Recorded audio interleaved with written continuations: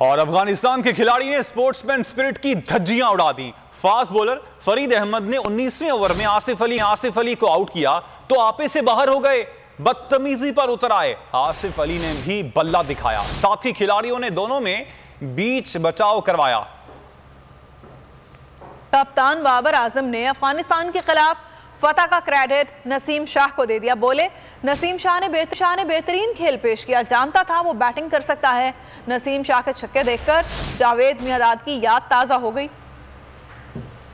Pakistan team के नायब कप्तान शादाब खान ने अफगानिस्तान के खिलाफ ऑलराउंडर कारकर्दगी दिखाई। बॉलिंग में विकेट हासिल की 26 गेंदों पर 36 रन की बर्क रफ्तार इनिंग खेली, 3 बुलंदो बाला छक्के और 1 चौका लगाया।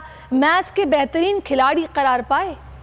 सबसे ज्यादा व्यूज, सबसे ज्यादा रील्स और सबसे ज्यादा रेटिंग के साथ बोल अब भी नंबर 1 पोजीशन पर बरकरार। सब्सक्राइब करें और बेल दबाएं ताकि कोई खबर रह न जाए।